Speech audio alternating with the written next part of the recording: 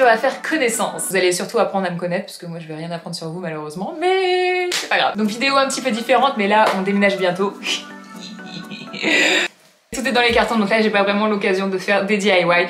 Donc la semaine dernière, non il y a 2 semaines, je vous ai demandé de me poser des questions. Bon, je les ai pas toutes sélectionnées parce qu'il y en avait quand même beaucoup, mais j'ai pris celles qui revenaient le plus souvent ou celles où j'avais le plus de choses à répondre. Donc voilà. Et bah c'est parti. Alors, on commence par les questions. Oui, logique.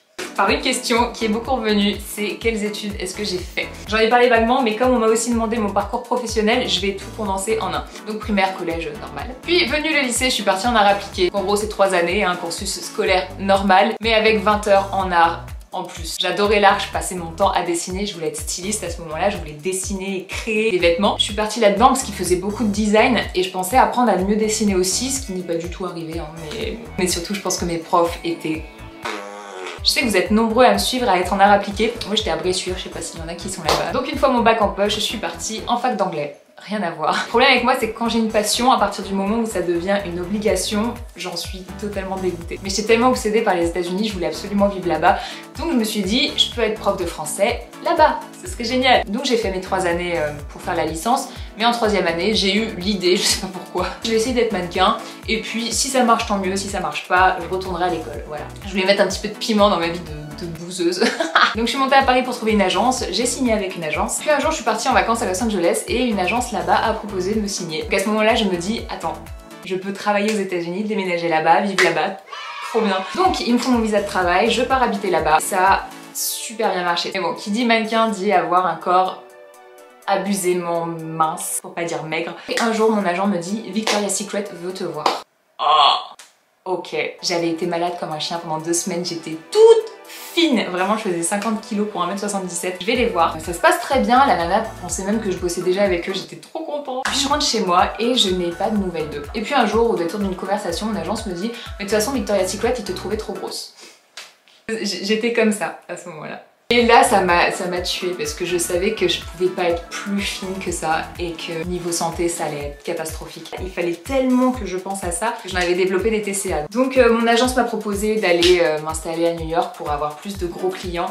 Je leur ai dit non, je vais rentrer en France, essayer d'aller un petit peu mieux dans ma tête et dans mon corps. Donc je rentre en France et je m'ennuyais tellement que j'ai commencé à traîner beaucoup sur YouTube. Donc on est en 2012 à ce moment-là. Et moi je cherchais vraiment du contenu humoristique mais pour les filles et je trouvais pas ça. J'ai commencé à réfléchir à des petites vidéos mais c'était vraiment pour me marrer, pour m'occuper. Et puis bah ça a fonctionné et voilà où j'en suis. Donc pour ceux qui sont arrivés sur ma chaîne ici, sans savoir que j'avais une autre chaîne à l'époque, je poste plus dessus mais j'en parlerai après. Je suis sur YouTube officiellement depuis début 2013.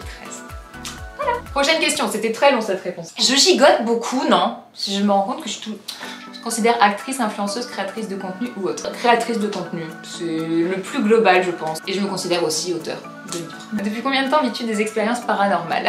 Alors ma première expérience, j'en ai parlé vraiment vite fait dans la vidéo où je faisais le fauteuil. Je suis désolée, il y a mes parents qui passent la tondeuse. Ça a commencé quand j'avais 19 ans sur une croisière, j'ai vu un fantôme dans la chambre et j'en suis mais sûre et certaine, c'est-à-dire que c'est même pas une hallucination. J'ai vu un fantôme, j'ai vu une silhouette blanche devant moi au bout de mon lit et ça me regardait mais c'était hyper bienveillant, c'est ça qui est dingue, j'ai pas eu peur. Voilà. Puis après ça a été crescendo. Tout à l'heure ma mère vient me voir et me dit « J'ai l'impression que ça veut pas qu'on parte de la maison ». Et je lui dis « Comment ça, ça ?» Elle fait « Bah lui ». Ma mère qui est enfin d'accord sur le fait qu'il y a quelque chose dans cette maison. Je voulais savoir si actuellement t'as été épanouie dans ta vie et si t'étais heureuse. Alors, très gentille question, je suis hyper heureuse. Ce qui n'a pas toujours été le cas, je vous en parlerai aussi un peu plus tard dans la vidéo, mais actuellement, très heureuse. Quel est ton film d'horreur préféré? Celui qui m'a fait le plus peur à l'époque, c'était The Grudge. Horrible. Et ensuite j'ai vu Paranormal Activity qui a été 1000 fois pire pour moi. Donc je dirais quand même Paranormal Activity. J'aime bien Paranormal Activity. Tu vas combien de fois chez Action par semaine? Pas tant que ça, je dois y aller 1 fois par semaine à peu près. Ça va encore. Ton plus gros complexe? Ma tête sans maquillage. Clairement. C'est quoi ton plat préféré? Choucroute et carbonara. Quels sont tes rêves? Est-ce que tu les as réalisés? J'avais 3 rêves. Aller habiter aux États-Unis, donc réalisé. Faire des films, donc réalisé. Et me marier avec Ryan Gosling. Bon, ça je l'ai pas réalisé, mais je l'ai rencontré, c'est déjà pas mal. Comment tu fais pour avoir des cheveux aussi magnifiques?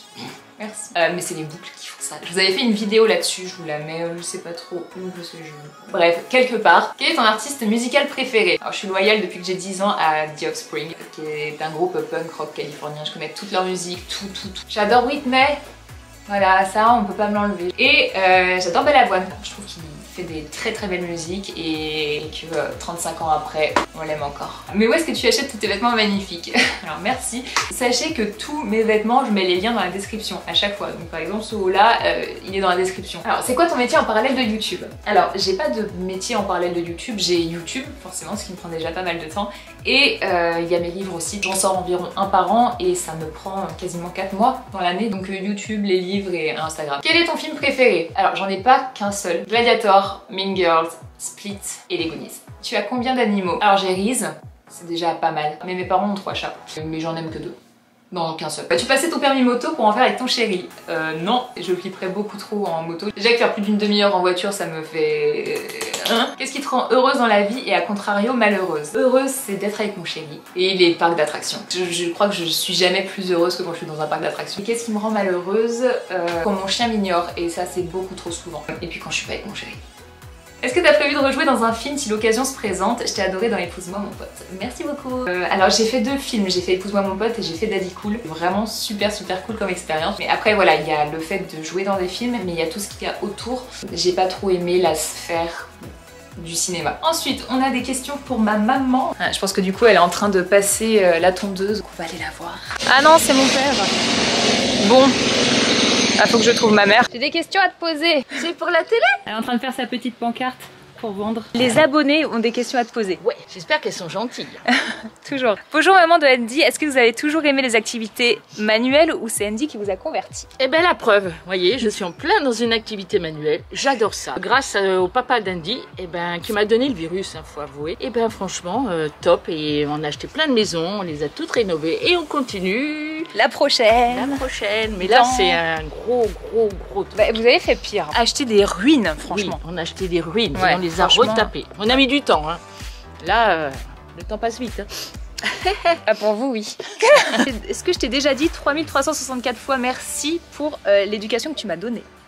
Oui, peut-être pas 3400, je sais pas combien, mais oui, elle m'a déjà dit que oui, qu'elle était contente de l'éducation. Même si elle me dit pas toujours merci. Merci. Donc j'ai dû foirer quand même un petit truc. T'es en train de dire que je suis une fille ingrate? Non, pas ingrate, mais... Ça veut dire que je suis ingrate. Nous, on attend ça, les mamans. On attend de la reconnaissance. Merci de m'avoir mis au monde. On m'a demandé, est-ce que ta maman t'a toujours soutenu par rapport à YouTube? Ah bah complètement. 10 000%. Son parcours à 2000%. Ouais, elle me soutient tellement que même des fois je suis obligée de lui dire arrête maman, elle connaît plus de choses sur YouTube que moi. Comment est-ce que j'étais petite? Un vrai garçon manqué. Un vrai... Mais tu fais du bruit, Jean. Moi, je la voulais comme toutes les petites filles. Moi, c'est mon rêve, c'est que Andy ait une petite fille. Et moi, je veux un garçon. Voilà. Mais bon, j'aurai une petite fille. Des jumeaux. Non. Des jumeaux. Des jumelles. Des jumelles. Non. Bon, revenons-en. Une paire de jumelles et une paire de jumeaux. Je suis pas une vache, hein, ça. Je prendrai une mère porteuse. Ce sera toi. Est-ce que ta maman aime bien Reese? Globalement, oui. Mais il aboie beaucoup. Et puis, ce qui me gêne un petit peu, c'est que mes chats ont peur de lui. Ils ne rentrent plus dans la maison. Reese, tu préfères qui? Tu préfères ta maman ou ta grand-mère? Bah, arrête de me dire grand-mère. Comment est-ce que ta mère fait pour être aussi iconique? Ça veut dire quoi, iconique? Bah voilà. Avez-vous envisagé de reprendre à votre compte l'autre chaîne de Andy? Non, je suis désolée de vous décevoir, mais je ne peux pas, je n'ai pas assez de temps et franchement, d'abord je suis moche en plus, ça s'adresserait pas à vous, ça s'adresserait à des vieilles de mon âge. Donc... On restera toujours dans mes vidéos, oui, vous inquiétez voilà, pas. par contre. Quel est le travail de tes parents? Eh ben, j'étais, à la base, j'ai une formation d'esthétique, donc je suis esthéticienne. Moi branleur. Et après, donc j'ai eu une parfumerie que j'ai vendue pour après rénover des maisons parce que c'est quand même notre kiff. Et puis Jeannot. Est-ce qu'il veut répondre? Il a l'air bien foutu comme ça. Mais oui, c'est bien. Réponds. Chef d'exploitation. Et enfin, dernière question, tes parents n'en ont pas marre que tu squattes? Non. Non, mais on est quand même content que ça se termine. Rien que pour Reese. Non, sinon ça se passe bien. T'es contente qu'on habite ensemble? Oui. Et non, c'est bien, une petite cohabitation dans un endroit idyllique. Hâte d'y aller, même malgré tous les travaux qui nous sont donnés. Ça va aller. On va avoir une Et on va avoir un truc de ouf. Ouais.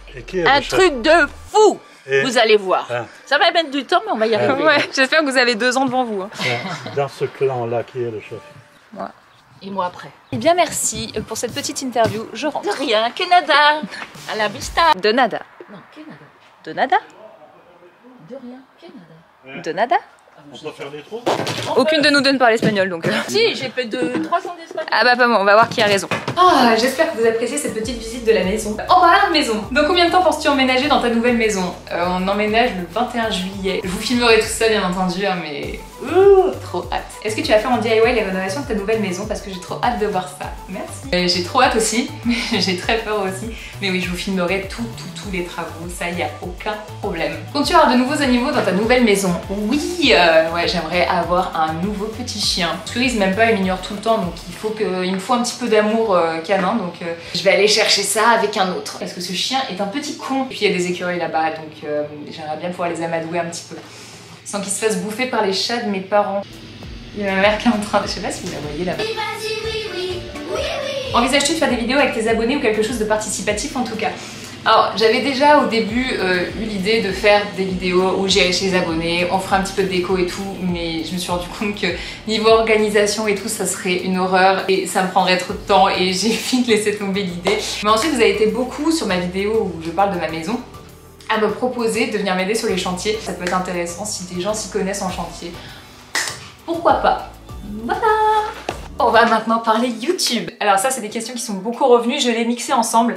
Pourquoi as-tu arrêté de poster et vas-tu reprendre ta chaîne principale? Alors je vais vous expliquer pourquoi j'ai arrêté de poster sur ma chaîne principale et ensuite pourquoi j'ai arrêté de poster sur SoAndy, pourquoi je suis revenue. Donc ma chaîne principale, il y a plusieurs raisons, mais je vais vous expliquer déjà pourquoi j'ai jamais été super à l'aise avec cette chaîne. On va revenir début 2013. C'est le moment où les nanas sur YouTube, faut avoir beaucoup de cran. T'étais une fille, tu faisais des vidéos, t'étais une pute. Pourquoi? On sait pas. En gros, mes commentaires c'était à moitié des gens qui appréciaient ce que je faisais et à moitié des insultes, des trucs dégueulasses à lire, des commentaires sexistes hein, bien entendu. Je faisais juste des sketchs quoi. Je pense que le fait que des nanas arrivent sur les réseaux sociaux, ça a vraiment banalisé la chose. Aujourd'hui ça s'est démocratisé et faire des vidéos sur YouTube c'est tout à fait normal. Bref, au-delà de ça, faire de l'humour sur YouTube, ça attire beaucoup de jeunes et de très jeunes. Plus je vieillissais et plus je sentais qu'il y avait quand même un décalage avec mon public. Et qui dit public jeune dit également pas beaucoup de respect de la vie privée. Et à partir du moment où ils ont commencé à s'immiscer chez moi, là pour moi c'était trop. Ils venaient sonner chez moi non-stop, ils allaient sonner chez les voisins pour poser des questions sur moi. Ils restaient pendant des heures devant ma porte et j'en suis arrivée au stade où j'avais l'impression d'être en prison et d'être traquée. Et en plus de ça, j'avais l'impression d'être enfermée dans un style de vidéo parce que les gens voulaient voir ce style de vidéo et je me sentais plus vraiment en accord avec ça. J'ai commencé à peser le pour et le contre. Il y avait des gens autour de moi qui me disaient mais attends, t'as 3,5 millions d'abonnés, tu peux pas arrêter comme ça. Sauf qu'en ayant parlé à plein d'autres youtubeurs, je me suis rendu compte que tout le monde était passé par là. Soit ils passent par une dépression parce qu'ils se sentent obligés de poster toujours sur leur chaîne alors qu'ils n'aiment plus ce qu'ils font, soit arrêt total de la chaîne avec un virage à 180 degrés, ou arrêt de la chaîne parce qu'ils ont peur de revenir avec du contenu différent. Je me disais, je suis la nana numéro 1 sur YouTube, mais est-ce que je suis heureuse? Non, j'ai jamais été aussi malheureuse qu'à ce moment-là et j'ai arrêté de poster. Donc pour la question, est-ce que je vais reposter là-bas? C'est pas prévu, désolée. Et donc pour SoAndy, si j'avais arrêté, c'est parce que c'était une chaîne qui m'appartenait pas. Elle appartenait à une production et en fait j'étais leur employée. Donc le SoAndy d'avant, c'était une chaîne qui avait une ligne éditoriale qui était très ado, mais je me sentais un peu bridée là-dessus. Je pouvais pas faire vraiment ce que je voulais. Moi ce qui me plaisait c'était faire les DIY, mais on devait filmer ça tellement rapidement que je me retrouvais à faire des DIY de maternelle quoi. Et ça cartonnait, mais ça me plaisait pas. Donc au bout d'un an, je leur ai dit que je voulais arrêter. Pour vous dire, ils ont même voulu me remplacer. Je sais plus comment ça s'est passé, mais au final ils l'ont pas fait. Et heureusement, l'année dernière, la prod a été rachetée et du coup, on a tenté le coup, on leur a dit est-ce que on pourrait récupérer SoAndy? Ils nous ont dit bah oui, allez-y. Et là, donc voilà, maintenant elle est totalement à moi et je peux poster ce que je veux. Prochaine question, qu'as-tu fait pendant ta pause? Alors ma pause sur SoAndy, donc pendant 5 ans j'étais sur mon autre chaîne. Et puis mon autre chaîne, quand j'ai fait des pauses dessus, c'était vraiment pour travailler sur moi-même. Essayer déjà de prendre de la distance avec internet parce que ça prenait toute ma vie. Et j'avais l'impression que ma vie appartenait aux gens. Et il fallait que je la récupère. Et je me suis demandé qu'est-ce qui moi me ferait plaisir. Et je me suis rendu compte que c'était faire des vidéos pour moi. Voilà. Pourquoi avoir décidé de faire prendre une toute autre voie à ta chaîne et avoir choisi les DIY? Donc c'est pour ça. Et comme les DIY ça me plaisait, bah, j'ai pris ça. Avais-tu peur de ton retour? J'ai eu extrêmement peur de mon retour. En fait, tout le monde m'a dit reprendre une chaîne 5 ans après. T'es sûr que t'auras plus personne dessus, que les gens sauront plus qui t'es. Après, je savais très bien que ce serait pas les mêmes vidéos qu'avant et que je perdrais énormément de monde. Je le savais. Je pensais même pas faire 20 000 vues sur ma première vidéo, honnêtement. Et au final, je me rends compte que la communauté qui est restée et les nouveaux qui sont arrivés, les nouvelles, coucou, ça n'a rien à voir avec avant. Vous êtes trop bien. Et j'ai souvent entendu dire qu'on a le public qu'on mérite. Et quand je vois le public que j'ai ici, bah je me dis que je suis contente. Ensuite, est-ce que tu es toujours en contact avec les membres de la YT Fam? Oui, j'ai encore contact avec Patrick qui m'a félicité pour mes fiançailles. J'avais fait une vidéo avec Nad aussi il y a pas très longtemps. Enfin, c'était il y a plus de 2 ans, donc non, c'était il y a longtemps. Et ensuite, on m'a demandé si j'avais toujours des contacts YouTube. J'ai été énormément déçue, hein. Ça je vous le cache pas. Il y a pas mal de personnes dont j'étais très proche qui étaient là par intérêt. Hein. Donc voilà, il y a toujours des gens avec qui je suis en contact, mais c'est surtout Amy et Makeup Pro et Shuli. Voilà. Sur quel logiciel montes-tu tes vidéos? Je monte sur Final Cut Pro. Et enfin, regarde-tu tous tes commentaires? Franchement, quasiment tous, parce qu'ils me font trop plaisir. Donc voilà, c'est pas parce que je ne like pas tous les commentaires ou que je réponds pas à tous que je ne les lis pas. Voilà. Et maintenant, c'est les questions avec le chéri qui nous a rejoint. Tu peux serrer mes manches? Non, commence pas. Première question, comment est-ce qu'on s'est rencontrés? Mais on n'avait pas déjà raconté ça quand on Vite fait. Bon, en gros, on s'est rencontrés sur Tinder. Comptes-tu présenter ton chéri à ta communauté? Qu'on voit enfin ta tête. C'est à cause de son travail et il veut pas qu'on le reconnaisse. Ouais, il faut éviter que je sois public.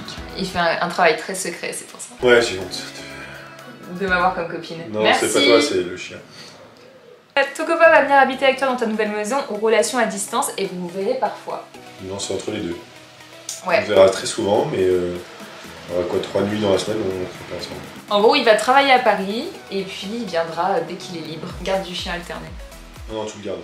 Quand sera la publication de son livre de blagues? C'est en rédaction. Et il y en a tellement. C'est une encyclopédie. Ah, tu m'en as sorti une autre la dernière fois, elle était marrante, c'était quoi? Ah oui. On regardait des danseuses qui faisaient du ballet et puis j'ai dit oh, je trouve ça super beau les filles qui font du ballet. Et il m'a dit bah attends, moi je te veux faire un robot aspirateur. On la mettra pas dans le livre, hein, celle-là. Coucou, des projets bébés. Est-ce qu'on va faire des bébés? Pas des. Si, il faudrait faire des jumeaux d'un coup. Ça j'aimerais trop faire des jumeaux. Mais pas maintenant, c'est trop tôt là. D'abord la maison, ensuite le mariage, et après, si vraiment... Est-ce que tu fais ils vont être beaux gosses. Hein. Ça dépend. On a vu la gueule qu'on avait au collège. En fait, il va douiller jusqu'au collège. Mais il faut pas fleurir trop tôt parce qu'on fane vite après.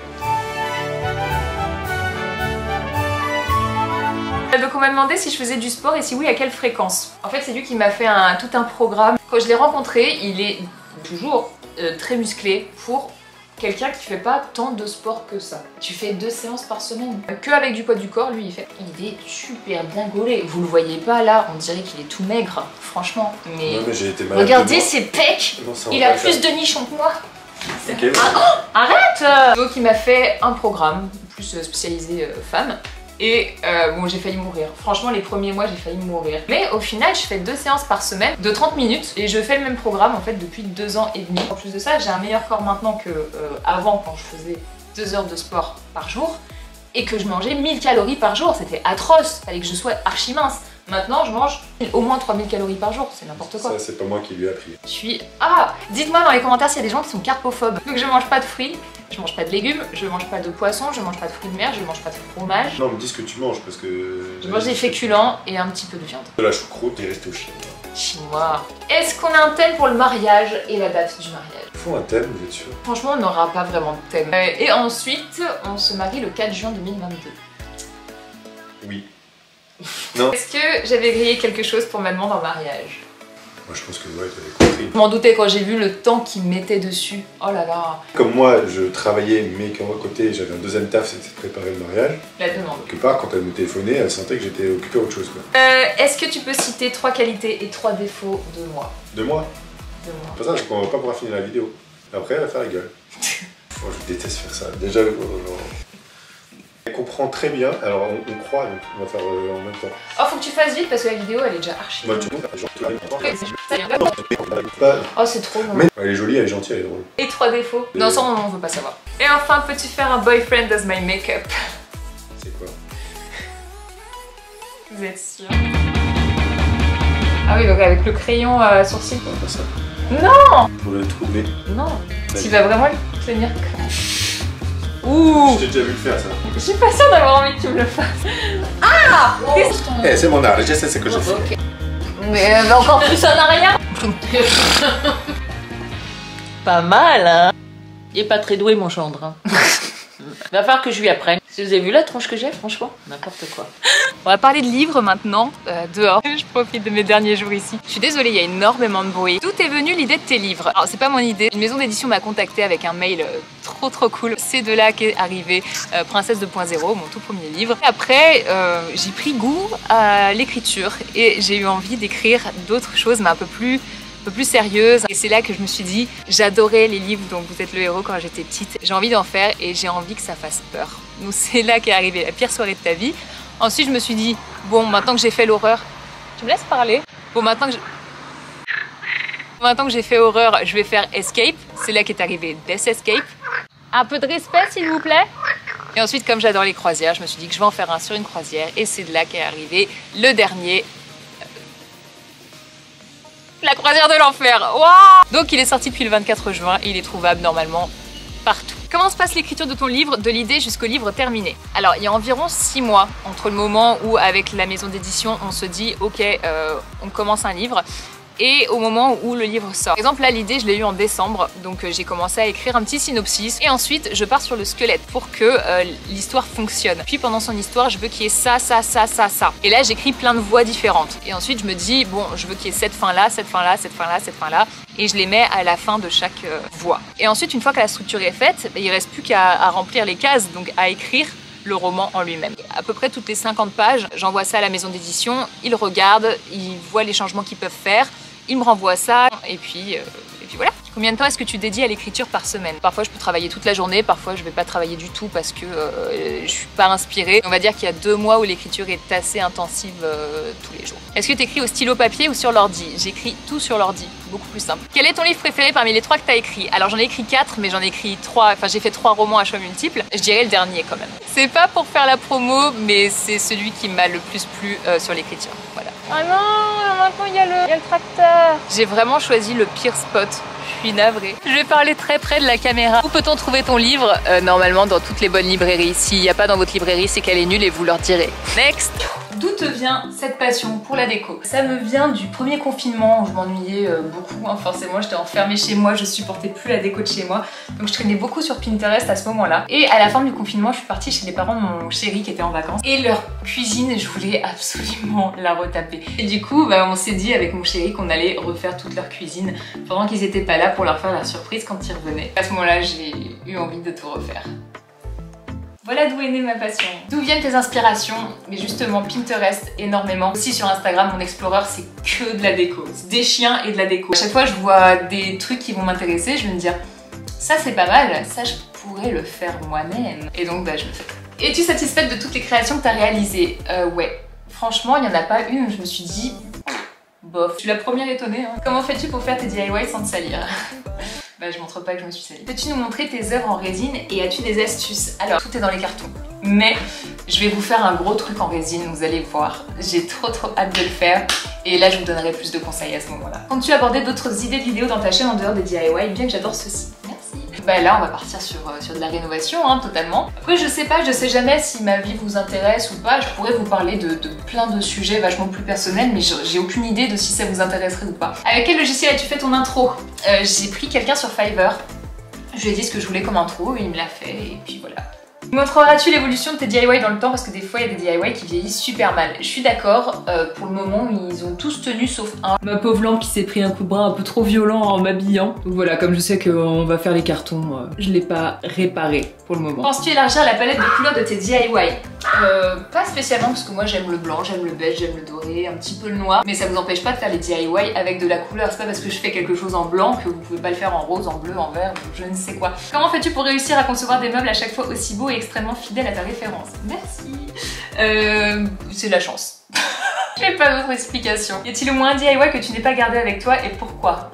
je les ai tous gardés. Peut-être que dans ma future maison, je pourrais pas tous les recaser. Par exemple, j'ai pas de plafonnier et j'ai fait déjà 3 lampes, je crois, donc je pourrais pas tous les recaser, ça c'est sûr. Est-ce que tu fais des plans pour tes DIY style plan d'attaque? Non. J'en avais fait un pour le banc, parce que j'avais très peur de me planter, mais sinon pour le reste, non, j'y vais un petit peu à l'arrache et c'est pas forcément la meilleure des solutions, mais j'ai toujours fait ça comme ça. Comment est-ce que tu restes concentré sur ton objectif DIY? C'est le fait que je sais qu'à la fin, il faut que je finisse ma vidéo. C'est aussi pour ça que je veux filmer mes travaux. Parce que je sais qu'à la fin, vous voudrez voir le résultat de la pièce. Et comme ça m'évitera de m'éparpiller et de faire plein de trucs à la fois. Au moins là, je sais qu'il faut que je termine mon truc pour que vous ayez le résultat. Donc ça va me motiver. Penses-tu créer ta propre marque de vêtements ou déco par exemple? Non, je pense pas parce que gérer tout toute seule, je pourrais pas. Après, peut-être que si c'était une collection capsule d'une marque, ça pourrait être intéressant pour de la déco. Mais sinon, vraiment tout gérer, j'ai pas le temps et puis j'ai un petit peu la flemme aussi. On a terminé. Ça y est, je sais pas si vous avez tenu le coup jusqu'ici. Voilà, n'hésitez pas à liker cette vidéo si elle vous a plu, à laisser un petit commentaire aussi parce que ça me fait toujours plaisir. Et je vous vois dans 2 semaines. Je vous fais plein de bisous. Mouah.